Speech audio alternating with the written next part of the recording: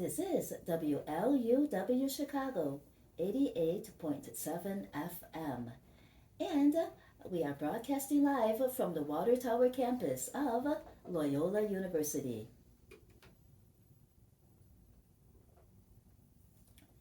This is Trudy Leong Interviews, and our very, very special guest today is Father Jerome Overbeck.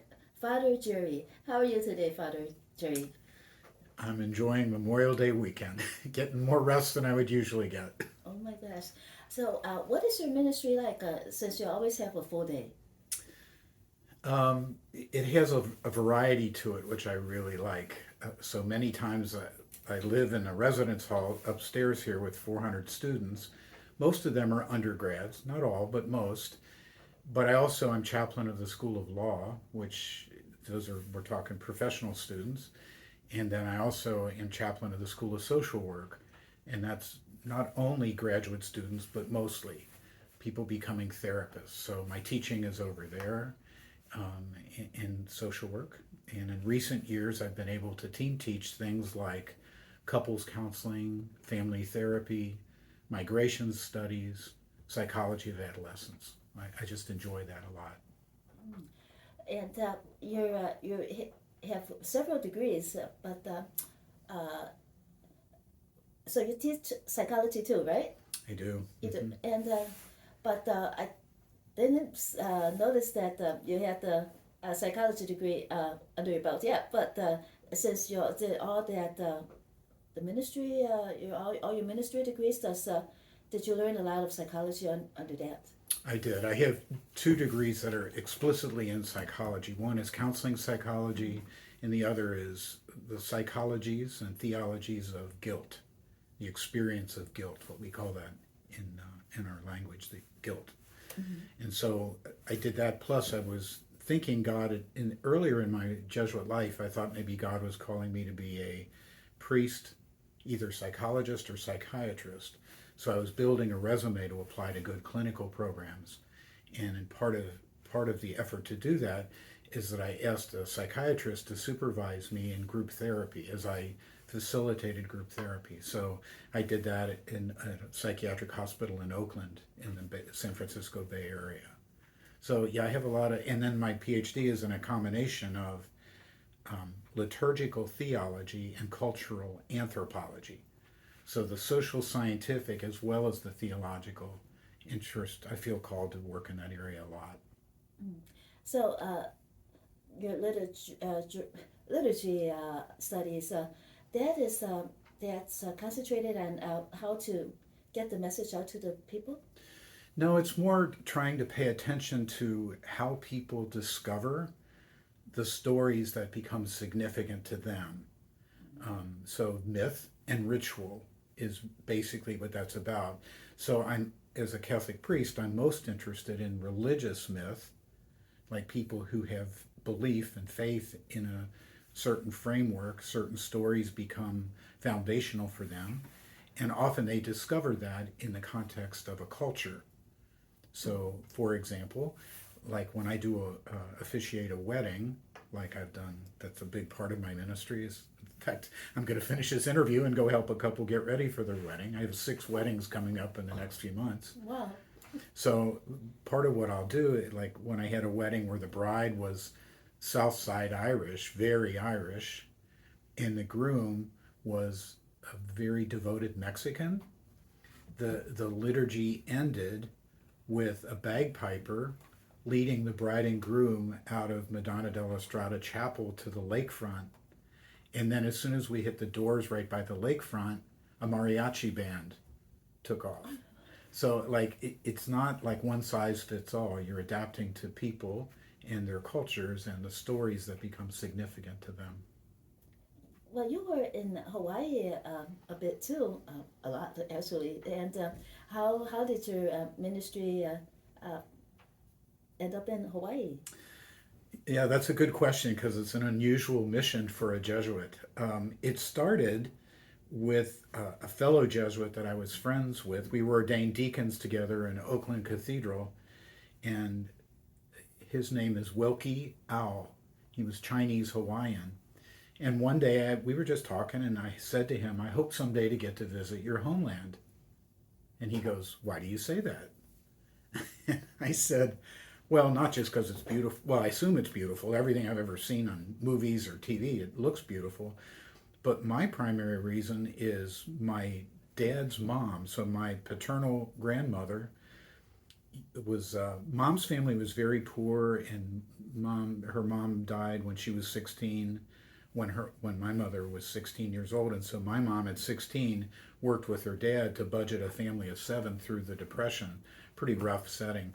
But dad's family, on the other hand, had a good bit of money, and Grandma Overbeck, once grandpa had died and the kids were old enough, this is before airfare, air, air traffic control and all that stuff. So she just jumped on a train and went out to Long Beach, and then went on a steamer over to the islands, spent several months there, and would come back. And now I know the Hawaiians call this talking story. She would just show us these artifacts and talk about different, like for example, she'd talk about the hula, and she'd say, it's not just a graceful dance. And I'm going, really? And she would describe how those gestures are symbolic and they're telling a story. And that just activated, I think, that's how I got introduced, I think, to cultural anthropology, as a matter of fact.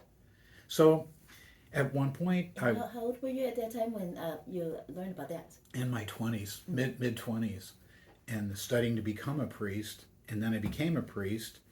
And then I would not recommend this today, but those days were different. In the early 70s, I would hitchhike because I couldn't come all the way back to Chicago or Cincinnati, where I was raised, every time we had a break.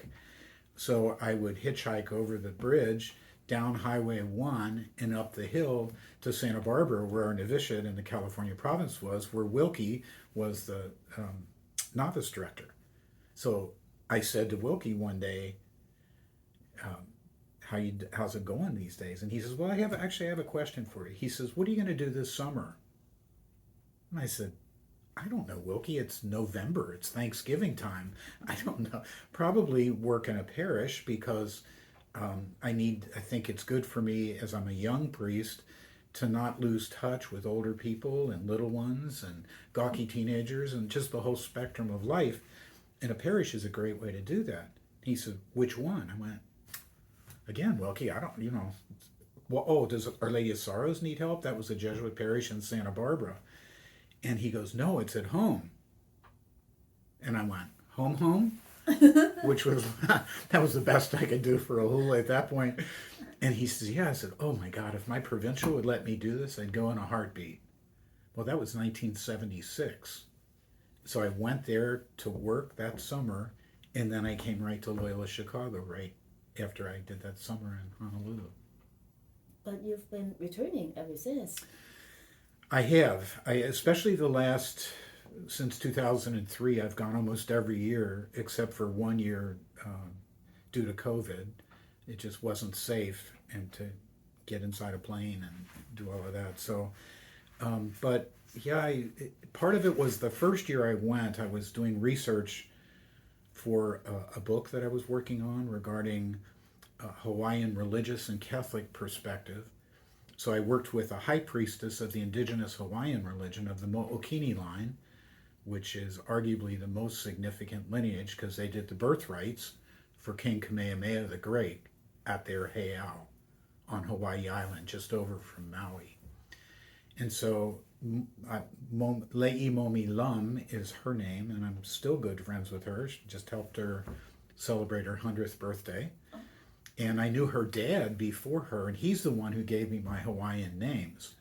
So when I go back to Honolulu to work now, among the indigenous people, they know about me. I'm part of they'll say, oh, you're that Chicago priest. I know about you from Wilkie or whoever it was. They would hear it from.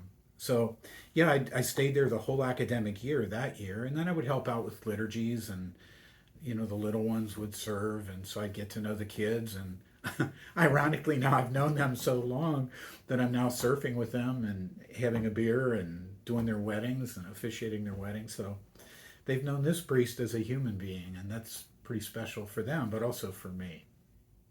when in the beginning you arrived, what was it like? Was there any friction between the high priestess and the Catholics? Actually, she calls herself a Catholic. She is. It's an interesting story. She one day when I was working on part of the book, I had said, "Well, now in the Catholic Christian tradition, we dot dot dot," and she goes, she got angry and she said, "Father, why do you keep saying Catholic Christian?" And I said, "Mommy, I'm happy to tell you why I say that, but then will you tell me why that upsets you so?" And she goes, "Yeah, I will." I said, "Okay, I say that to acknowledge that there's more than one way to follow Jesus. For example, there are all these other Protestant traditions and Orthodox traditions, like Greek Orthodox, Russian Orthodox, Serbian Orthodox, Romanian Orthodox, etc. Plus, we have the Mormons. There's so many Mormons here in the Hawaiian Islands, the Church of Jesus Christ of Latter-day Saints." I said, "Why does that? I'm just trying to acknowledge that there's more than one way to do this." And she goes, "Well, you ought to know why that upsets me so."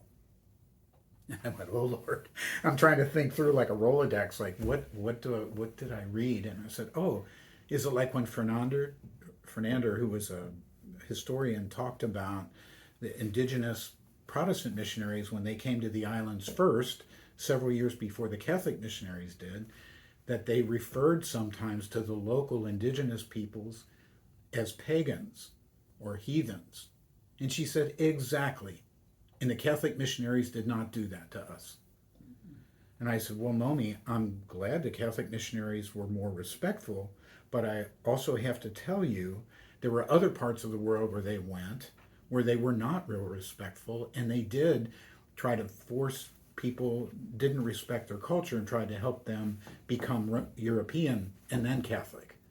And that wasn't helpful for them." And she said, "Well, I don't want to hear that." I said, "Momi, I don't want to say it either, but at some point we all have to be humble enough to acknowledge the truth, and we weren't trying to hurt people any more than I'm sure the Protestant missionaries weren't trying to hurt people. But we've learned a lot over the centuries and decades, and we just all have to be humble enough to say when we made a mistake." So, she considers herself a Catholic, and actually when I'm there, she'll frequently come to my Mass, the Mass that I'm officiating, and we'll go out to lunch afterwards. And could you tell us about the book of rituals? What's the name, son? Yeah, you. The Hawaiian Catholic book? Yes, yes, yes. Yeah, there was a handful of areas that I was very interested in, having lived and worked in the islands and gotten to know about the Hawaiian tradition.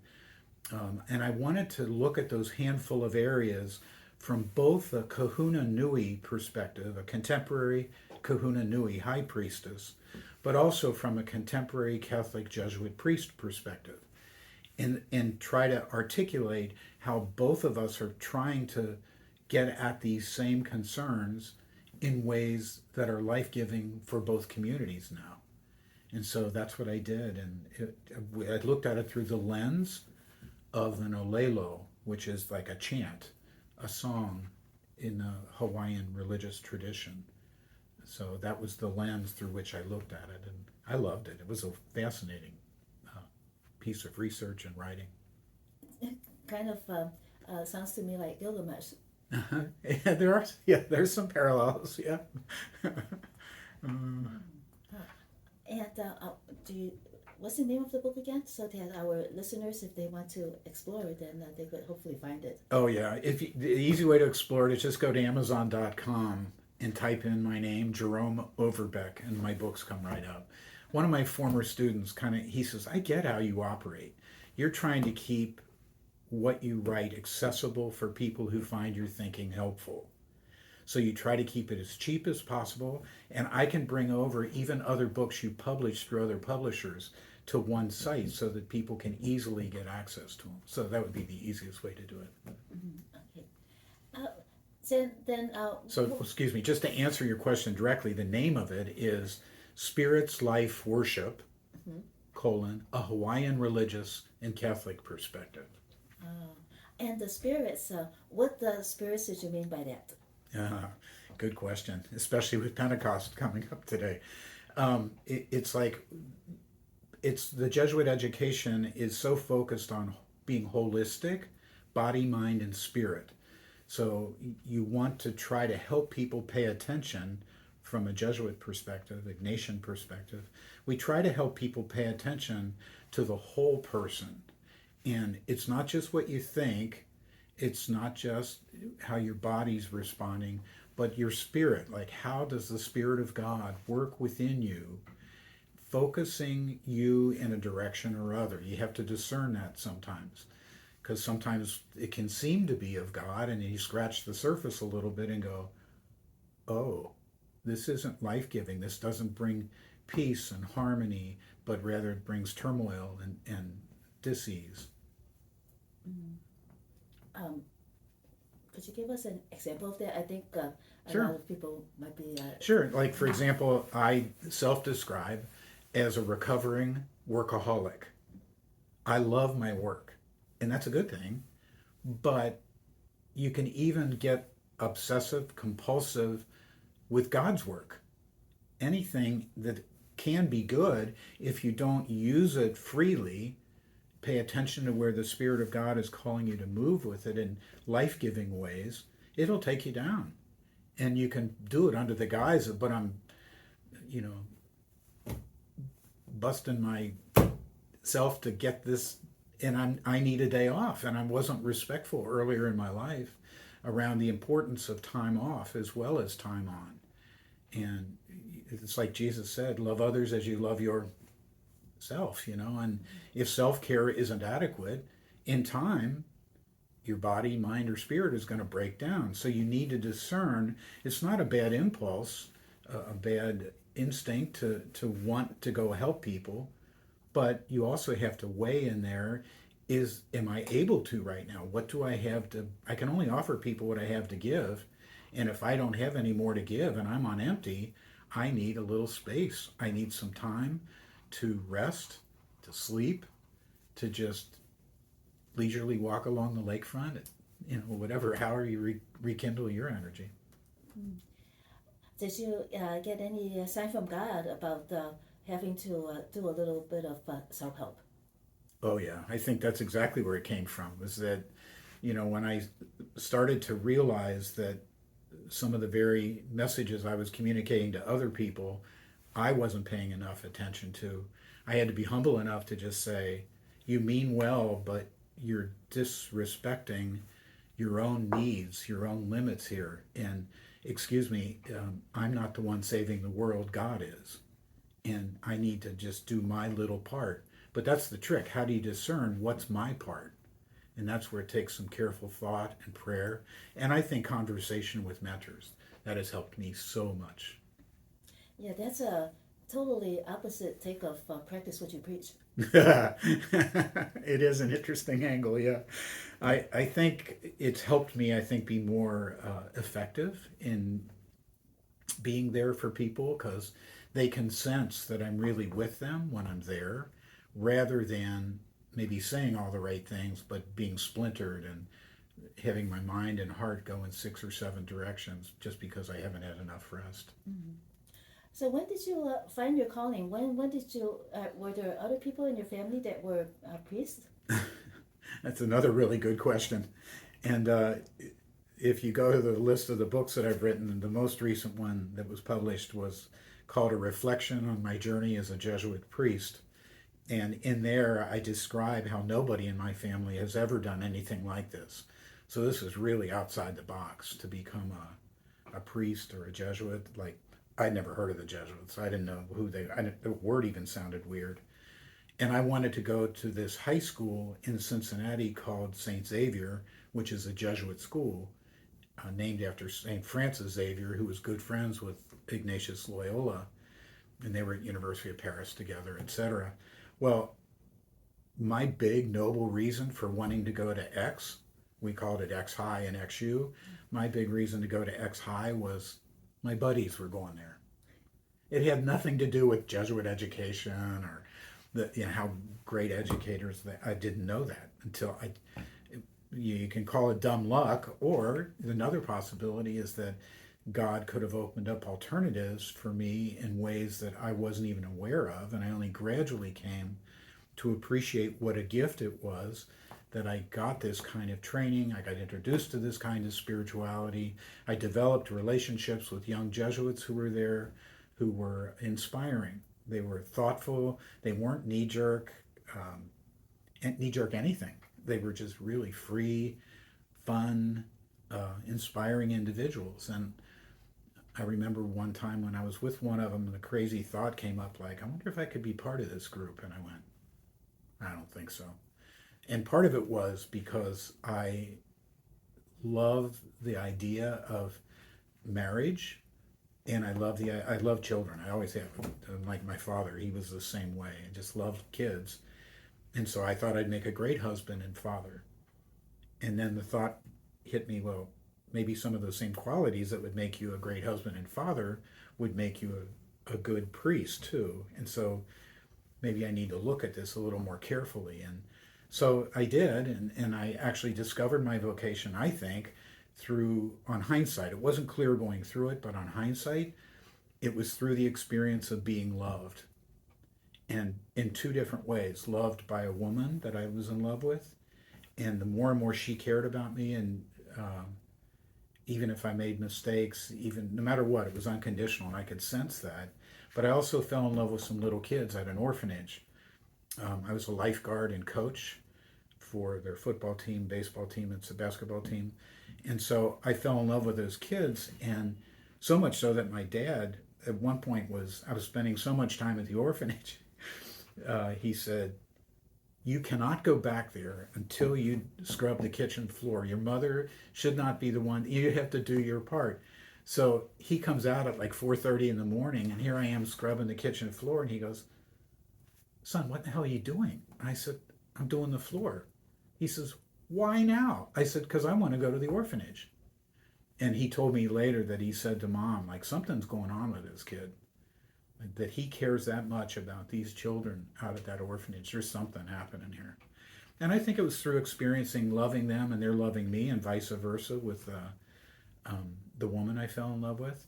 I think that freed me to have more room in my heart and soul, spirit, for, I wonder if God's calling me to be a priest and to be there for as many women and men and children as I can in my life and help them.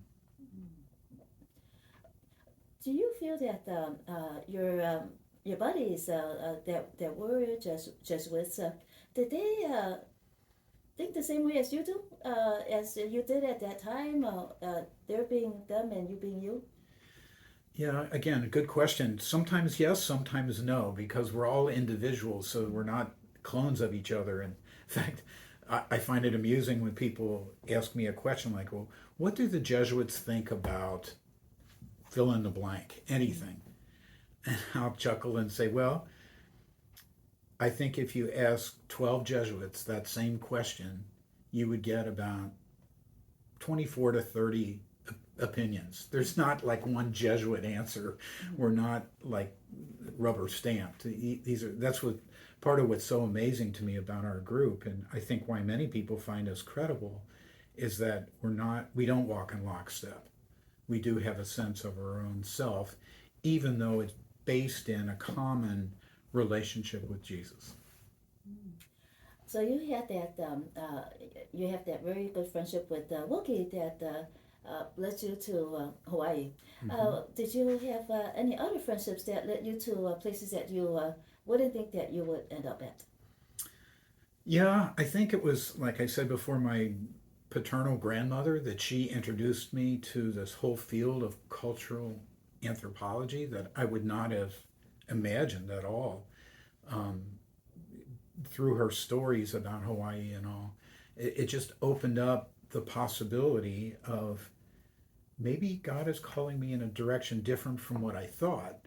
Now, I think all those degrees in psychology and all that training and experience that I got, being supervised, doing therapy, etc., all that has helped me very much in my priestly life, be available to people and helping them discern whether or not they need more than I can offer, like intensive psychotherapy, etc. I can't do that. Or if you need a psychiatrist to see if there's some kind of physical, chemical imbalance going on here, I can't assess that. But there are people who can, and I can help them get to those folks. So I think that opened up a whole different trajectory for my ways of helping people than I would have ever imagined. Mm. And uh, all in your work, you said that in Hawaii, your Wookiee said that they really need you there.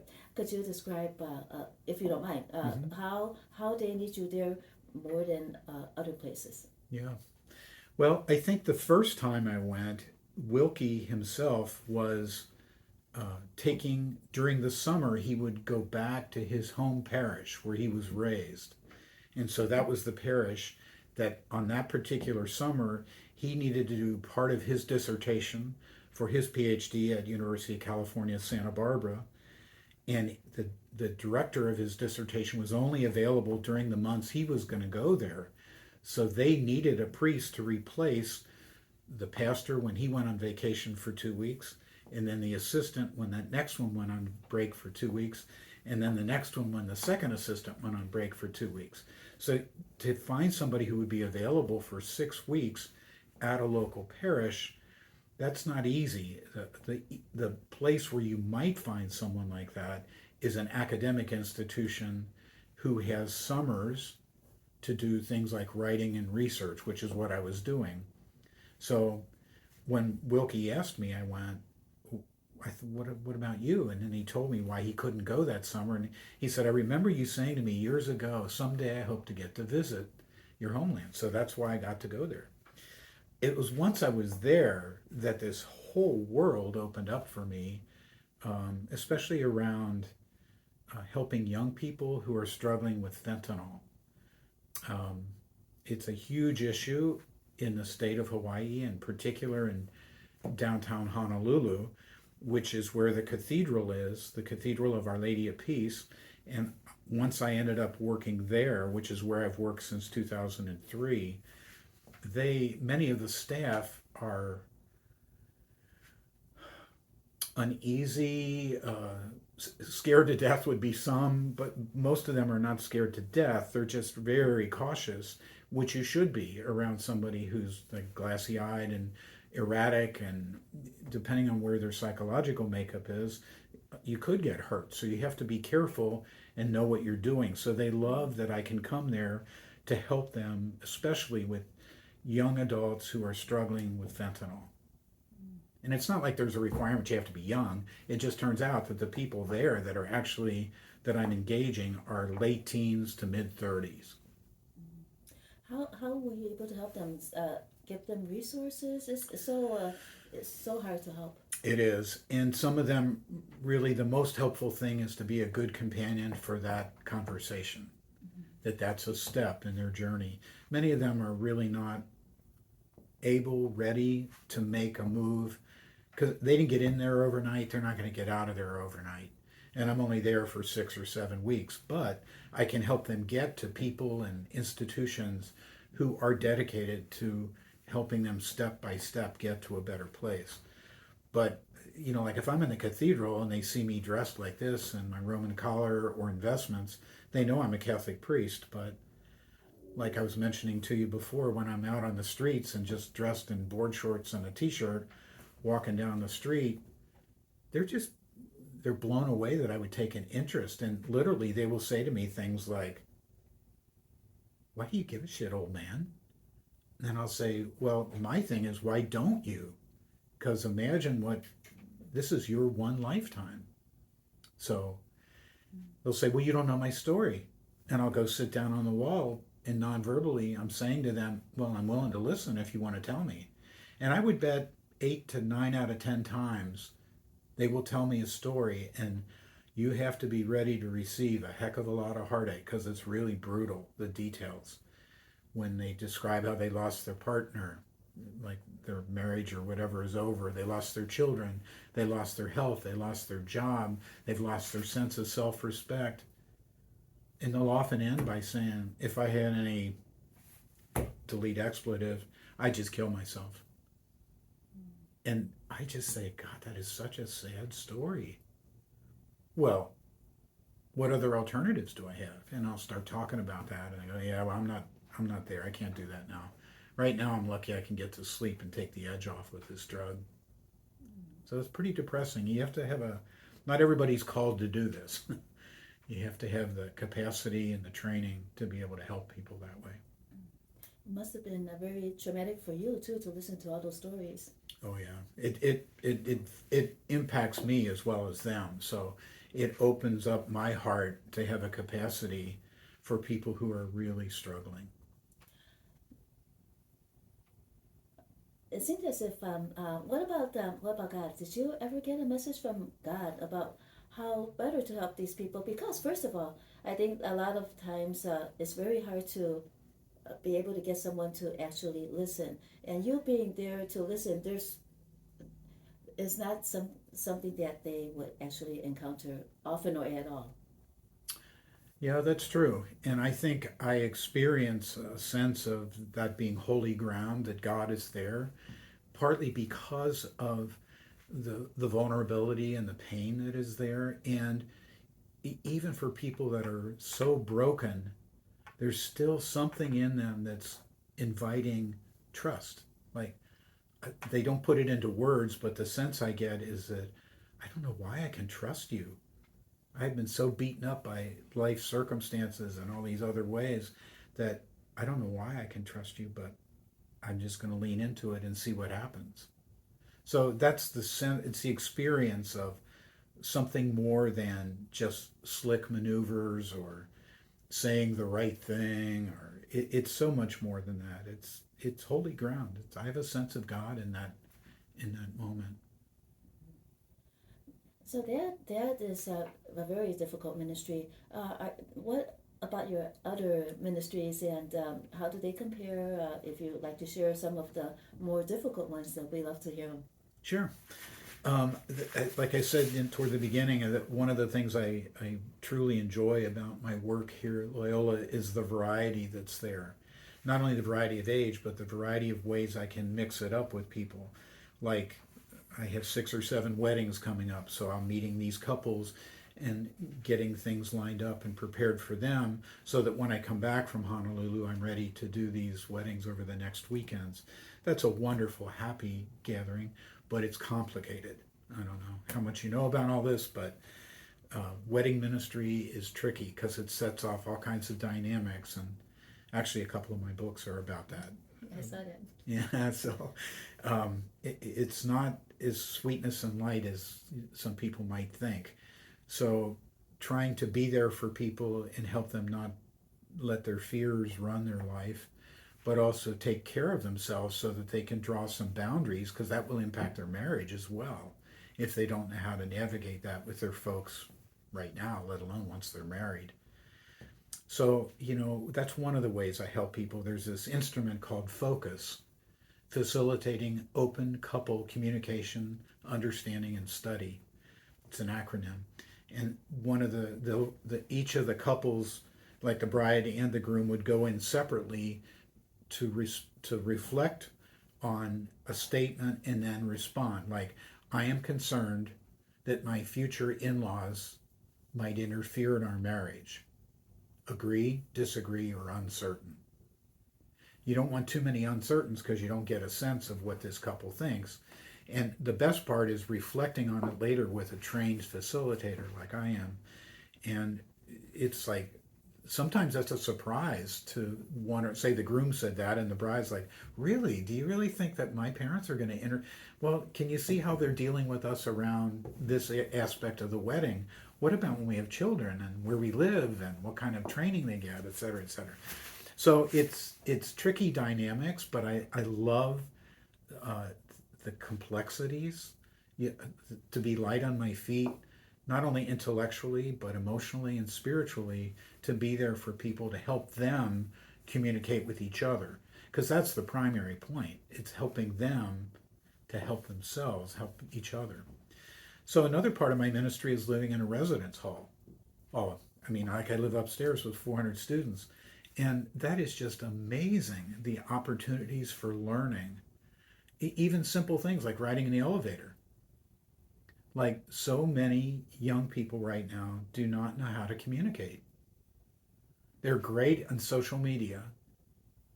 They know way more about all that than I do, but they'll even communicate through the social media at the same table rather than just talk to the person across the table. So just to give you one example, it can stand for a whole variety of inabilities to communicate. As you might guess, a lot of folks in the law school are very smart. We have thousands of people who apply for a couple of hundred positions. So they're very smart, often very articulate, because you're going to need to argue your case before a judge or a jury, to advocate for other people. So, but when it comes to the human communication, I've had some of them even say, "Hey, Father Jay, you got a minute?" And there's kind of an urgency. And I go, "Yeah, do you want to take a walk or you want to sit my, let's take a walk." I go, "Okay. Remember me telling you about that girl I met in Paris?" And I know from an earlier conversation they met online, which is a common phenomenon these days. I don't know if you know that, but so they're making friends online. But then he says to me with terror in his voice, "She's coming to O'Hare." And I'm going, "You like her, right?" And he'll go, "Yeah, but what do you say? I mean, you're good at this shit, but how do you say, how do I?" And I'll say, "Oh my gosh, this is communication 101. Like, what would you like her to know about you?" "Oh, that's good." And he's pulling out a piece of paper. Number one, what would I like her to know about me? Number two, what would I like to know about her? So it's like this fundamental communicating, human communicating, is so unpracticed. And especially for those who lived through COVID, that not only didn't help, it complicated. Well, don't they?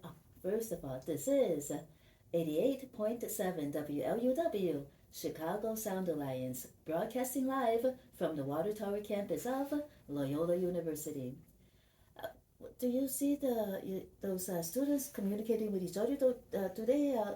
You've been around for quite a while. Do you see that they are there less students like being together and hanging out with each other now versus before? Absolutely. And they're lost more in their own head. Mm-hmm.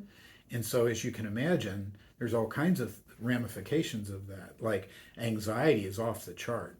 People can't even identify what it is they're anxious about. But there's so many variables that are flying in their own head that they haven't processed with peers as well as with any kind of mentor. But also, I think it's the stress. It's not just anxiety. There's stress if you start sensing that you're in this by yourself.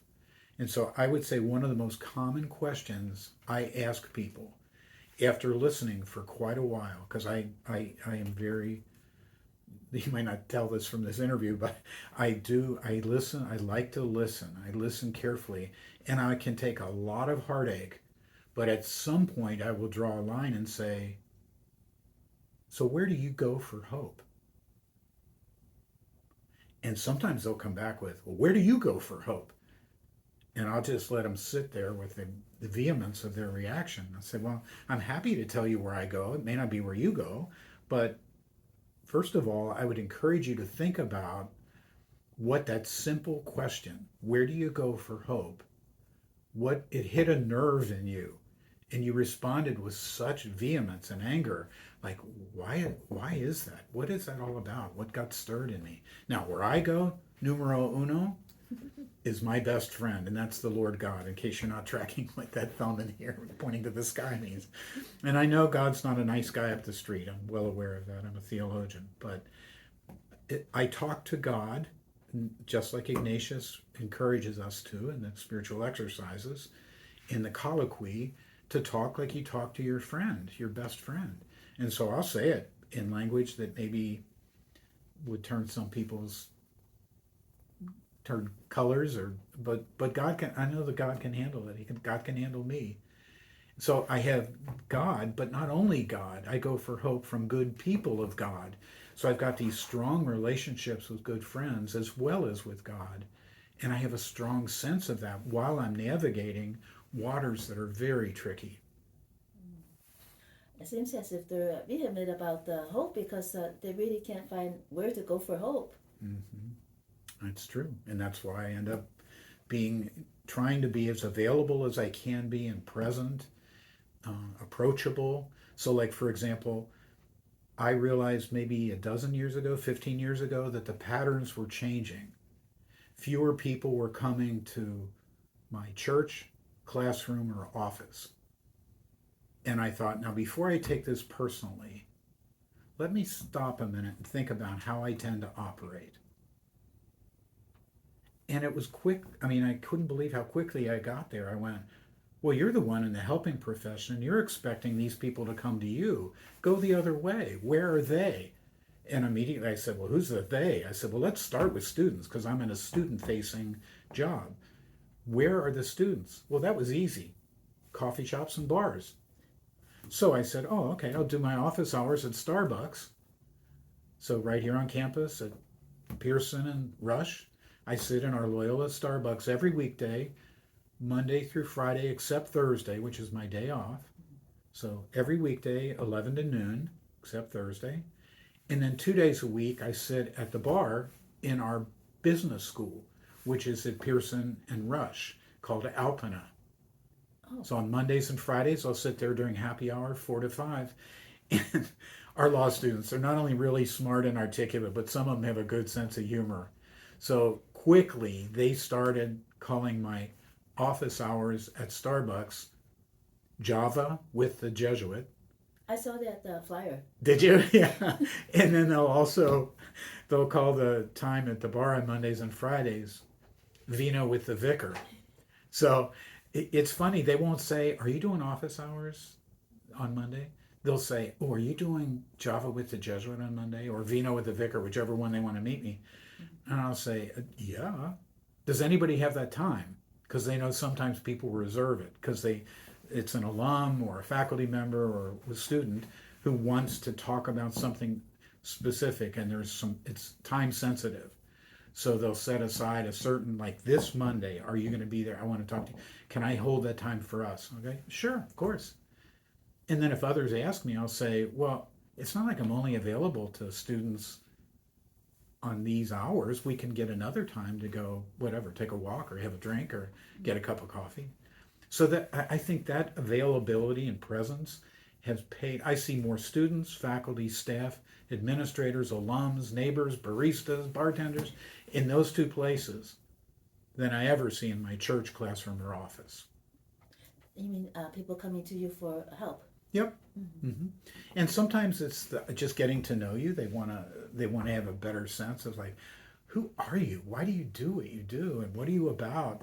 And sometimes it's that. Other times it's like, I want you to meet my boyfriend who's just come to town. And I've told him about you and I just want to have a conversation with you. And sometimes that leads to then I officiate their wedding. It's like, it's all interrelated, but it's about relationships. And so many people. Is it very easy for you to tell everybody apart?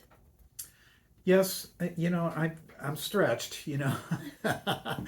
I'm going on 80, so in November. So I'm so far so good. I'm still functioning on all cylinders, but I'm not a fool. I know that it's it's tricky. I have my little ways I try to associate things with different people, but like a mnemonic system. Exactly. So you have your hands full already, and people come to you. Let's say there is some kind of a tragedy on campus. Do you offer your services to the family, or you still wait to see if they will come to you? Yeah, that's a good question because we just had a tragedy in the end of the last semester. One of our students was murdered out on Pratt Lane Pier, and many of us go out there all the time, not at 1:30 in the morning, but we're out there, and it was just tragic how that all unfolded. And the thing I have to keep assessing is what's the most helpful thing for me to do, but not helpful for me, helpful for the family. For example, you mentioned family. Well, and some other campus ministry people were involved with the family. So I thought the more helpful thing for me to do, since Sheridan came, she was a business major, and so she was down here at Water Tower campus several days a week, was to be very available to the students that I knew were going to be impacted. And they were till the end of the semester. It lasted the whole semester. So I try more helpful, I think, for not just students, but faculty, staff, administrators who were so troubled and distressed by that circumstance, that experience. Yes. Could you tell me how you got assigned to being a chaplain for Loyola? Sure. I started my priesthood actually out in California. I had spent a number of years there. Part of it was in training, but some of it was involved with the students in the residence halls at Cal Berkeley, which is where I did my training to become a priest. And then I actually 5 years later went back to do my doctorate there at University of California, Berkeley, as well as the Graduate Theological Union. It was a cooperative program.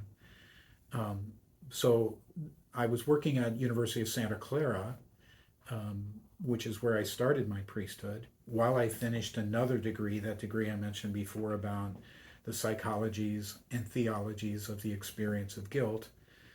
And I did that with a Presbyterian therapist who facilitated that course. It was an individual training for me. Then I was working and living in the residence halls at Santa Clara and teaching in their theology department. Toward the middle of my second year, my provincial, who's the one who missions me to where I work, contacted me and said, "Jer, would you think and pray about whether you'd be willing to come to Loyola University Chicago?" And I said, "Okay, sure." I said, "I'm happy here, but I'm not doing this to feather my nest. So if something at Loyola, like the combination of gifts God's given me and the training, etc., would serve better there, I'm happy to consider that." And so that's how it started in 1976. So, and I've been here pretty much ever since. I left to do my doctorate, but even while I was doing those 4 years, I was going back and forth as a consultant for the renovation of Madonna della Strada, which was not the way it currently is, but the 20 years before that.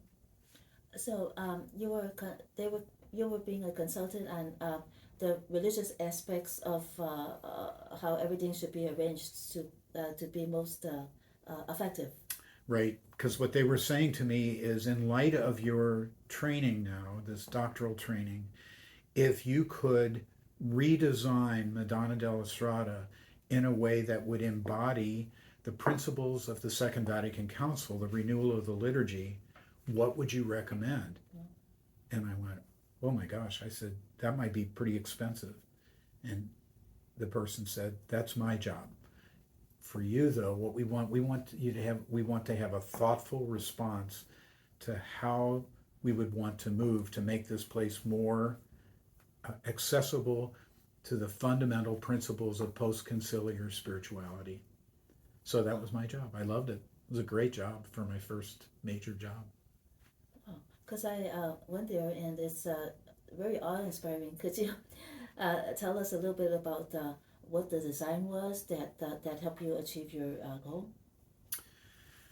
Well, it was set up so that everybody faced toward the presider, and there was not a lot of active participation of the whole assembly. So, the altar was up against the wall, facing toward the mural.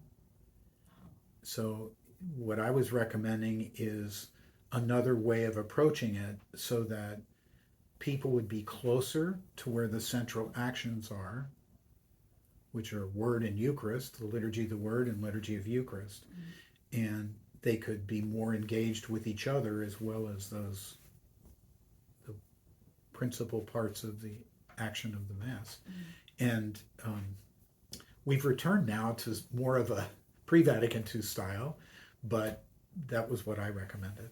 Mm. Yeah, it's so beautiful there. What about Sister Jean? Did you work with her? Actually, I did. I worked a lot with Sister Jean. Prior to Mundelein and Loyola becoming one, I worked a lot with Sister Jean. And in all these years I've been here at Loyola, one of the hats I have worn is being, I was working at the university and I got approached by the athletic director, and he said, "Now, Father Jerry, would you ever consider being chaplain of women's athletics at Loyola?" And my gut level response was, "What about a woman?" And he said, "Well, we haven't even had a Jesuit yet." And I said, "Oh my God, listen to your language." I went, "That's crazy." It's like the first is a priest. You want to have if you can't get a priest, maybe at least a Jesuit. But why would a woman? I said, since the Second Vatican Council, we've tried to recover an earlier understanding that was operative in the church that includes women as well as men, married as well as single, etc. And he said, "Well, the truth is the girls want you." I said, "Oh, that's different. I'm not interested in a token woman, but I'd be willing to consider it if you would be open to changing the model." And he goes, "What does that mean?"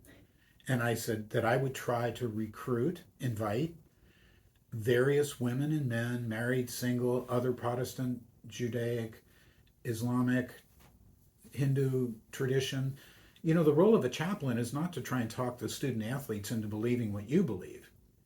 It's to help them stay true to the gifts God gives them, whatever those are. "Well, we've never done that here before." I said, "Okay." So he said, "You're not going to do it." I said, "Well, not if you're not open to changing the model, because it'd be not helpful to the university if we were just butting heads all the time." "Okay, well, just be careful. Don't do this too quickly, because we've not." I said, "The pacing is fair. That's because I have to respect the rhythms of this community. But I don't want to do it if you're just, disagreeing with the whole fundamental concept of that model." Well, it wasn't 2 months later, and all of a sudden, he comes back to me and says, "We have another favor to ask." I went, "Sure, what's that?"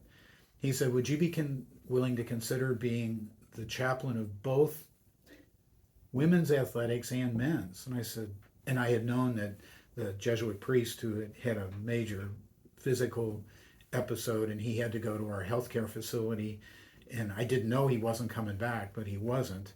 And so I said, "Well, again, I'd be willing to consider it if." He goes, "Whoa, I don't know if we could do that in men's." I went, "Okay." Eventually, he came around after consulting some people, and I thought, well, let me run by him what my first suggestions are going to be. And so I suggested this one young Jesuit scholastic who was working out with men's soccer and was good friends with the coach.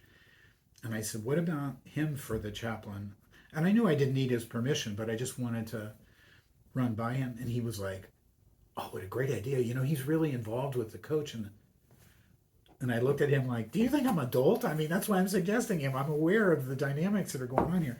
And I mentioned this other Jesuit to be with men's volleyball. When I mentioned Sister Jean for men's basketball, he thought I was a little crazy before, but he went, "The old nun?" I said, "Do you know anything about her?" I mean, she knows a lot about basketball and sports in general, but basketball in particular. And I started to name some of the gifts she would bring to the table. And I said, "I think she will be the grandmother they have at home and love, or the one they wish they had. And she'll love them too. It'll go both ways." Did I ever think it would get to what it got to? Absolutely not. That was such a shock for all of us. She became an international phenomenon. When I'm in Honolulu, that's as soon as people hear I'm at Loyola Chicago, they go, "Do you know Sister Jean?" So yes, I do know her. Wow. And where did she come from? How did you how did she even appear on your radar? Well, because we were here, she was in Mundelein, and I was friends with a lot of the BVMs, and so I got to know Jean through that. Oh, wow. Just socially. And then, what about Sister Jean? When did she accept the job right away? What did she say when offered it? Yes, she did. She loved it. She thought it was a great idea.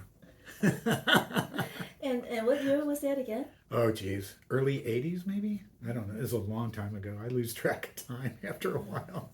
So you, Father Jerry, you brought Sister Jean in practically.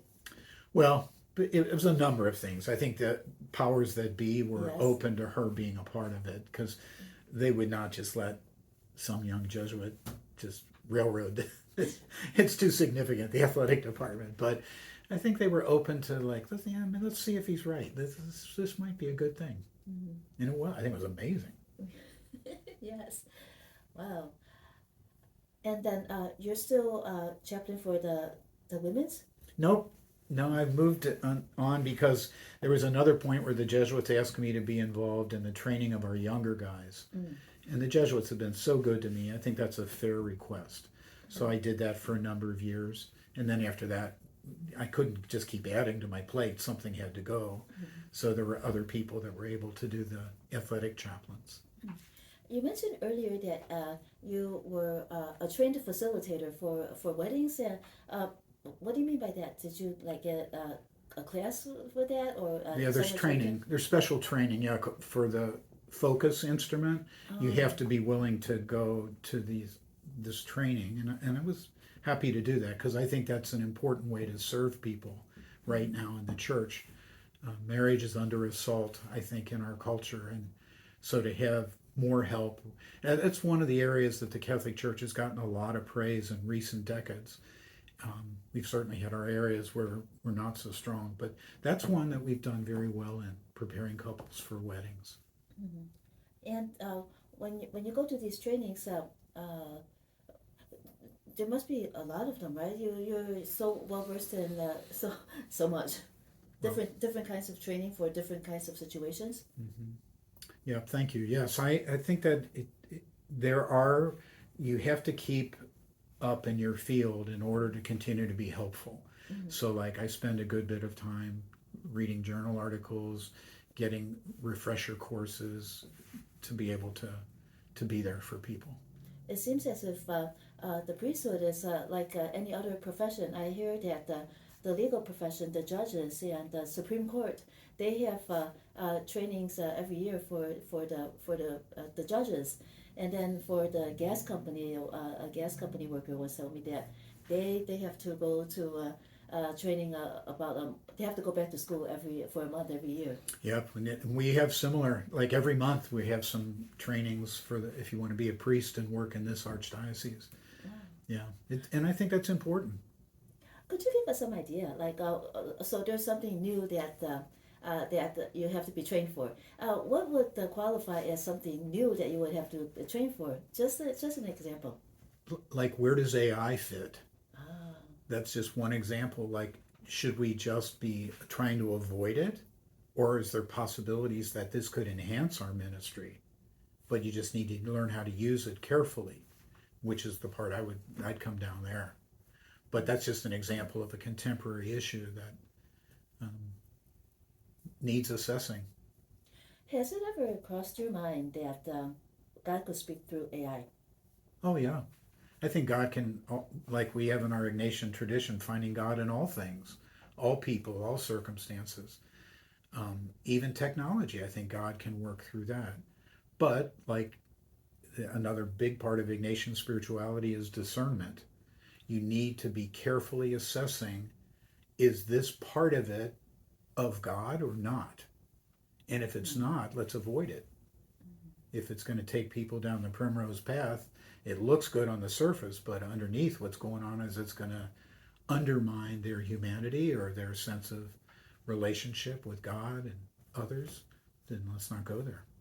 Do you have a checklist on how to do such discerning? Sometimes it's kind of hard. Yes, it is. There's an art to it. There's also science. It's a science, an art, and a mystery. It's a science in the sense that there are books written on this, and you can get them, where it tries to identify various components that you need to look at in doing this, and then tries to examine how they're related to one another, and then hypothesizes about going this way or that way in the combination of variables. So, and then you can test it and verify it. So that's the science part of it. But the mystery part gets at instinct, intuition, and imagination. Each of those are different. And so you need to refine your ability to pay attention to and use your instinct and intuition and imagination. But no matter how much book knowledge you have, scientific knowledge, no matter how good you are at the art of it, there's always still this mysterious element. And that to me is where God fits. It's like, some of this is not fully in my control. God's at work here, or not. It's the evil spirit, so you have to be careful. So you need to discern in light of, like, if in the Bible, in the book of Galatians, the letter of St. Paul to the church at Galatia, he describes the fruits of the Spirit and contrasts those with the fruits of the evil spirit. One more question. You mentioned the journals earlier. In those journals, journals on theology, right? Or psychology. I do both. So I keep up. There's a Counseling Today is a journal that I read regularly and see what the cutting issues are in the counseling world, and compare and contrast that with what I'm finding here at Loyola. It keeps me alert to contemporary issues, like the one I mentioned around AI, and it also it gives me material to think about and pray about. If our listeners want to learn more about you, or if they want to come to you for help, Father Jerry, where should they go? Just go to the Loyola University website and look under directories for faculty, staff, administrators, and my name's right there, my contact information. You could send me an email or you could call. And how do you spell your last name? O-V-E-R, like over and under, B-E-C-K, like the beer, Beck beer. If you're a priest and say that, people tend to remember. So Overbeck is my last name. Okay. And Jerome? Jerome is my formal name for Jerry. On the website. Right. Yep.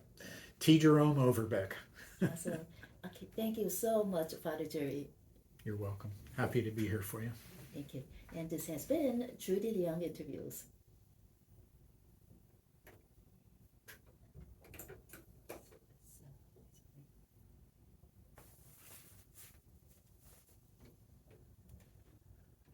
Wow, I didn't think you were going to have an interview that long. That's amazing. Oh, I hope it was okay. That's fine. Yeah, I was just surprised. Lots to talk about. Yeah.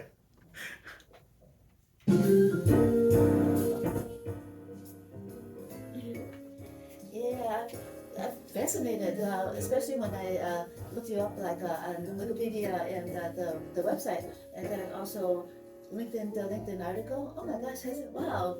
Yeah. I don't have enough time for all this. I didn't even know about a lot of those things, and I learned about them through the lawsuits, because they do that. Oh. They go checking out, you know, what is this guy's story? And they start looking it up. Wow. And who was that wrote you? Did you write that LinkedIn article? Someone else wrote it, right? That LinkedIn article. Yes. I'm not sure which one is on there, but is it the one about my life at Loyola? There's only one, I think so. Okay, because I haven't really looked it up. I'll send you the link. Okay, thank you. I appreciate that. Oh, thank you so much, Father Jerry. And when I publish this interview on YouTube, I'll send you the link too. I'd appreciate Oh, that. thank you so much. Oh, you're welcome, Trudy. Happy to be there for you. Awesome. And it's a good work you do. I mean, reaching out to many people, and that lets people know there's resources out there that Yes. they might not even know about. Right, and people really need a lot of resources. So many problems in the world now. Yeah, I couldn't agree with you more. Thank you again. Father You're Jerry. welcome. So you're doing the wedding today, or just meeting? I'm just meeting a couple today. This wedding is in early October, Oh. but I'm not going to be back here till August. If things go according to plan, you know how traveling is. I'm no crapshoot, but I hope to be back here the night of August 5th. So I didn't want to do, for their sake, they get it done early, so all the details are in place. Right. Take care. Enjoy your Sunday. Okay, thank you.